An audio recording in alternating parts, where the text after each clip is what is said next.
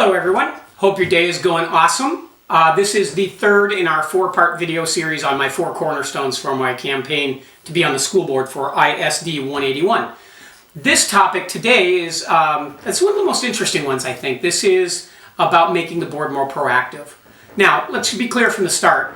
This is really more of a forward-thinking thing. I'm not really criticizing what the board has done in the past. So I'm being proactive by saying, here's what I think a successful board needs to do in the future. And that starts with, at least, with the board becoming more proactive. So what does that mean? Well, it means that you want to spend more time looking in the windshield than you do in the rearview mirror, and that you want to try to think ahead to things that are coming at us and deal with some of them, if you can, before they get all the way here. So to talk about that, let's talk about how boards are put together. You have 2 types of boards, basically, if you think about corporate boards for companies, government boards, like state governments and things like that, or federal government boards, local government boards, and then you have like school boards and like electric co-op boards and things like that.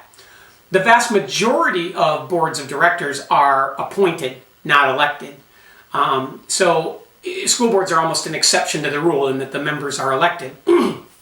So what ends up happening is with other types of boards, like corporate boards where people are appointed, they're able to put together sort of an all-star team of people that have complementary yet very different skill sets, backgrounds, and experiences, so that you can kind of build this sort of tapestry of people that fit together but also bring all kinds of different things to the table. An elected board is a little bit different because you essentially get what the voters send you. So the voter sends you these 6 people, and that's more or less what you have to work with. So in talking about our current board, there's not really anything wrong with the quality of the people. It's just my belief that 5 of them have been together for so very long and come from very similar backgrounds and experience sets that there's a lot of like thinking happening in that boardroom. So as a result, they're probably not very innovative or proactive in how they deal with things, and that's evidenced by a lot of the issues that we've had recently.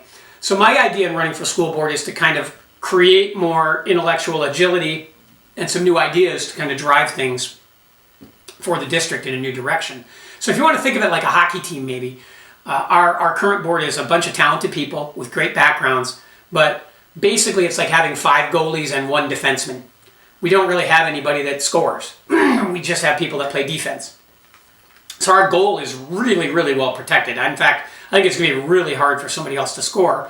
But that's not really going to matter because we also can't score because we don't have anybody playing offense.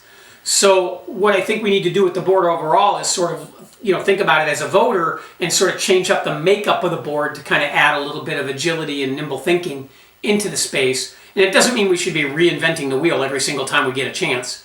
It's just that when I met with Superintendent Larson, she told me that the school board only has 3 jobs. 1, hire the superintendent so they can run the district. 2, negotiate the labor contracts with the staff and the teachers. 3, manage the budget and fiscal elements for the district.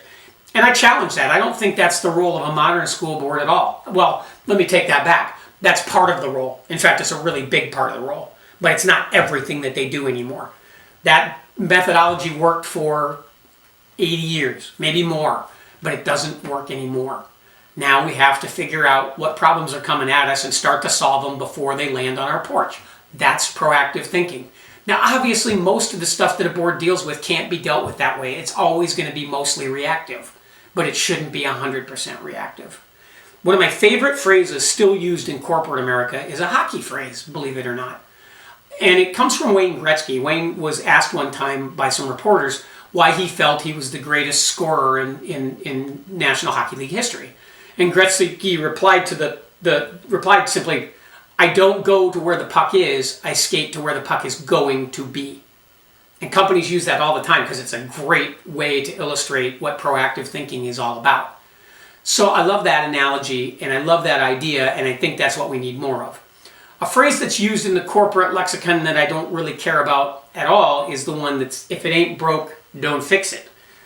All right, I don't like that one. I don't like that because broke means something different to different people. So for example, you have a car, and the car overheats one day, so you look and you realize it's almost out of antifreeze.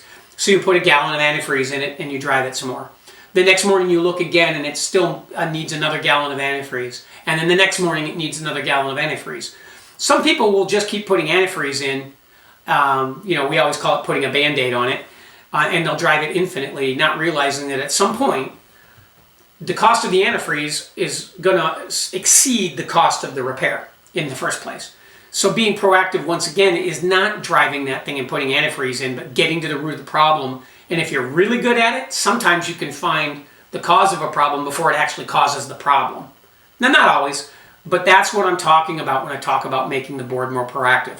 We need nimble thinking, we need energy, we need community engagement, like I talked about in the last video, so that people feel like they're part of the process, especially because we're likely to have some fiscal and budgetary issues because of what's going on with COVID-19, and nobody's really talking about it because, in fairness, they're busy putting out fires with all of the things that are happening with sports, with the school being shut down, with testing the kids, with mask policies, and those are all really important, but somehow we got to find the time to think ahead a little bit.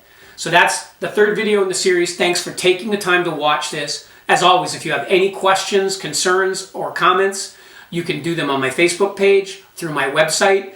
Any question you ask me, I will answer publicly, both on the Facebook page if it's asked there, or I will take it if it's asked through email and post it on the FAQ section of my website.